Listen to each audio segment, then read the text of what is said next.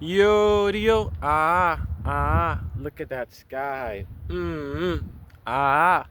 Anyways, okay, we are recording indeed. So this is me. I, okay. Um,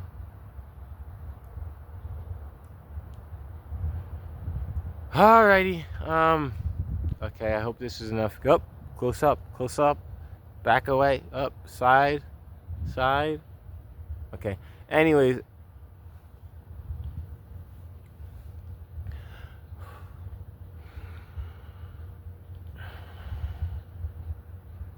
haha. Anyways, okay, I'm just relaxing, but I'm reviewing Housemaids 2025 with Sydney Sweeney. Basically, it's a Sydney Sweeney movie. Basically, there's other people in this movie who acted in this movie, but I don't care. So I'm just gonna talk about Sydney Sweeney, who's again one of the best actresses going right now for sure. Um, I saw like a YouTube video. It's like, oh, the modern actor who doesn't have range. I was like, shut up. Like, what do you mean she doesn't have range? Like, she has range. I feel like again, it's like same thing with I think it's Ming Na Wen. Like when she acts, basically, she just doesn't have that. Like people say she's dull and doesn't have it. That's just her facial expressions in her demeanor. It's not like she doesn't have range. And I feel like sometimes you get like again stupid couch potato fans who like think they know stuff but they don't know anything and like critiquing judges. Like so again, like I think people always have to incorporate some sort of some amount of grace into their view of an artist or entertainer doing their art and entertainment. Basically, you don't always know what's behind the scenes. You don't always know something, so always give a little bit of grace because it's due, and then give a little bit more grace, not to be a jerk or a meanie, basically. Okay, so there's that. Also, not everyone has the same facial expression. Not everyone works the same way, basically. So like that's nonsense, basically. And you don't show up. Like I'm not a Gal Gadot person, basically, but like she's a great actress. So, like I'm not gonna bash her just because it's not my cup of tea, basically. So it's like just respect the artist, respect the people who deserve to be there, basically. You know and like again, like there's so many talented actors, just people in the entire film industry, just like in sports or any other art form, basically. Whereas like you're never gonna, like, not everyone's gonna get a fair opportunity just because of just the way world works and how kind of like random and just circumstantial things happen. It's like there are some people who are better than the best actresses right now or actors, and they just don't have the opportunity, basically. So it's like you can't always chalk it up to this thing or that thing. So just like be grateful for what you have and respect what the talent is, basically, is what I'm just saying. As I digress, Sydney Sweeney is great. She's a fantastic actress. I really want to see her in her like a huge action movie where she's a star and it's not like stupid, like not like a, or like it doesn't have to be so sophisticated like a James Bond or that type of like gimmick. But I just really want to see her in a big action movie where she could just take over, and because she has a presence, she really does have the presence, and I want to see it so bad. But in The Housemaid, she was good. Every project she's picked so far, I enjoy it. Like she's like my new Nicolas Cage, because every time Nicolas Cage does a movie, I'm like, oh, there's a baseline. It's not going to be bad. It's going to be enjoyable and watchable, or it's going to be really good because Nick Cage is in it, and they just pick a good selection. Samuel Jackson is like that too. I mean, a lot of the top actresses and actors do that, but like, yeah, modern day, not a lot of actors have been doing that. But I think Sydney Sweeney is one of the ones who keep picking good stuff. I think Colin Farrell also.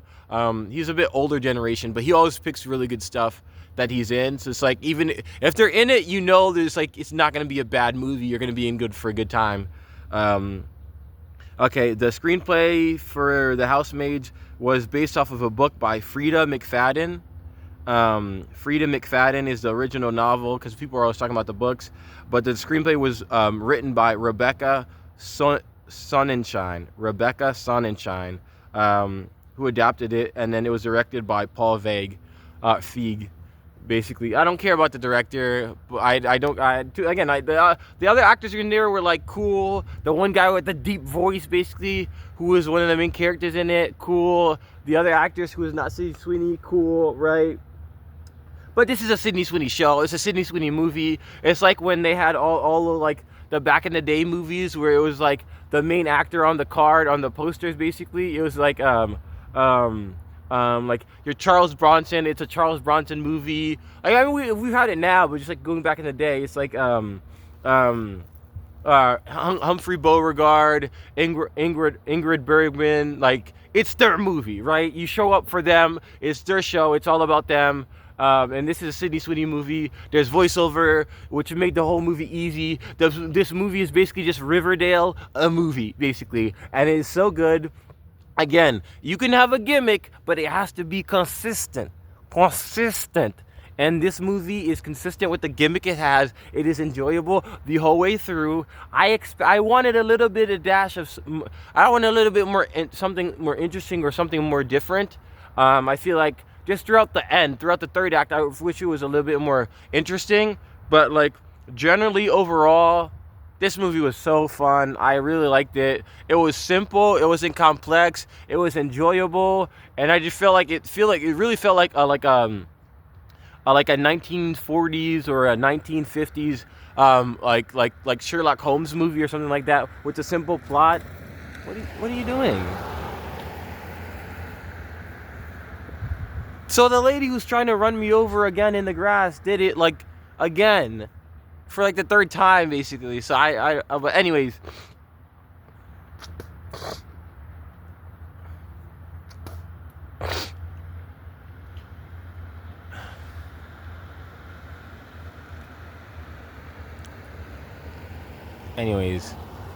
I'm always here. People are always working on their driving, basically. So I'm in the morning, and normally people don't show up in the morning to do drive test, but it's probably like 11 already. So wait, what time is it? Yeah, 12 p.m. or 12:12, I guess, 12:12 in the afternoon, Eastern Standard Time, East Coast, baby. Anyways, okay, let me continue on. Yeah, see, this is why I like reviewing movies outside, but also like, what are these people doing, basically? Because I like I like going by feeling the organicness of life in the world and stuff like that. But anyways, Sydney Sweeney was good. I think that the directing was, the writing was really good, and I think that's why this movie is good, basically, and that's why it was an even cook and consistent. Is that the writing was just good. I feel like it was like very poignant at times. It was interesting, and it didn't. It like people like there's a commentator in boxing, and he was in NXT for a while called Mauro Ronaldo, and people didn't like him because he tried too hard to like be relevant and say all the things that are present and current, and try and say everything that's current, anything that's going on, he would just try and force it in there and shoehorn it in, basically. And I feel like the screenwriting by Rebecca was not shoehorned in. She didn't like force this line or this line. Everything felt really natural and genuine and authentic, and like the dialogue made sense. And for a movie that basically takes place just in the house, basically, it was really good, basically, because like, I don't know, there's twists and turns, but it was all properly like concealed and like layered. Like everything was in a nice envelope, and you opened the envelopes one at a time until the movie was over and you were satisfied. And it very much is Riverdale, a Riverdale movie vibe. It really just feels like Riverdale. But Riverdale's good, or Riverdale was good before it went off into oblivion and did a Lost where it just got really weird and complicated. Well, not weird, but just like just out there, basically. Like, what are y'all doing? Like, you can be weird and out there, but just be a little bit consistent for the audience, at least, basically. You know, if you're making a medium or just a thing for people to enjoy. Yeah, I really like that. I think besides Sydney Sweeney being in this movie being doing good, and the screenplay, which is good by Rebecca Sonnensen, I would say that I just really like how like cohesive and well to put together the movie was. I just feel like it was just like nice.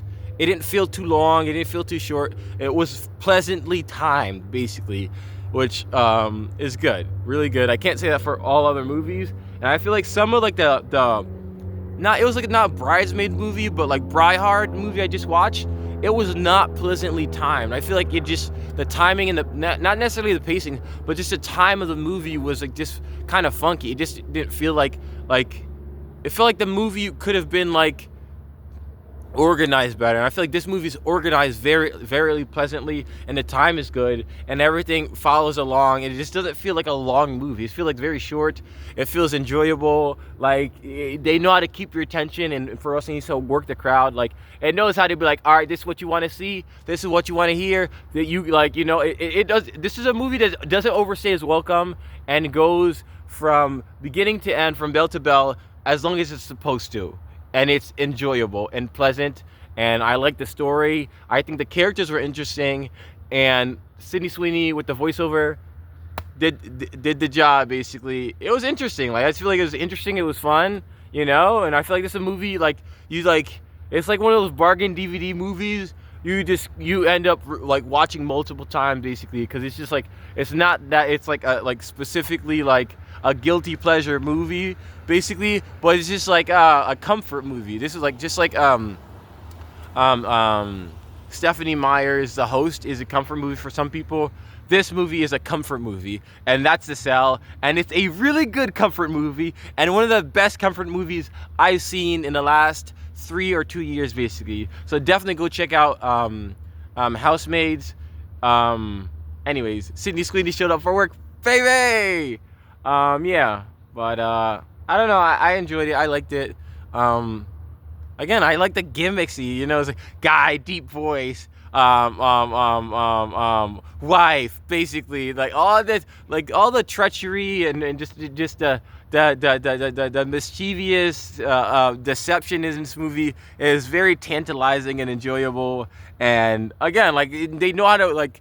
I feel like it's done well. I know. Let's enjoy, basically. So yeah, I like honestly, I did not think I was gonna like this movie as much as I did, and I was gonna like drag my feet to watch it. But I'm glad I watched it. I'm glad it was actually good and pleasant, and like I don't know, it's just a really good movie this is a rewatchable movie for sure. Like it's a rewatchable, pleasant movie that is interesting, has twists and turns to keep you engaged, but doesn't go over the top, doesn't overstay its welcome, and it is just like fun, and it's gimmicky and enjoyable. Like, it goes for something and it does it well. So anyways, that's my review for Housemaids. I think it was good. I think Avatar was good.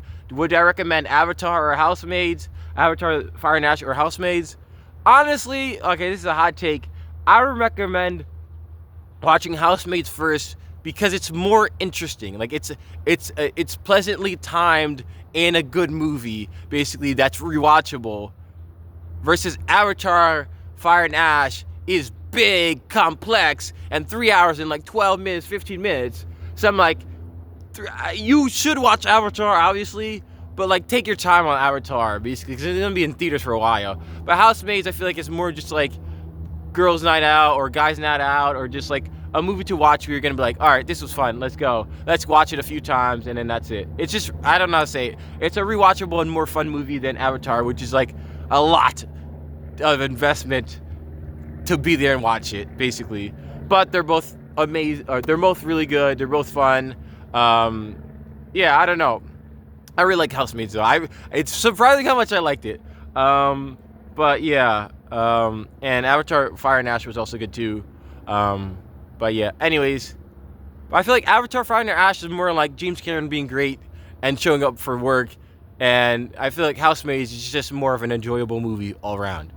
Yeah. But those are my reviews. Go check it out. I don't know. Keep being alive. You're alive and not dead.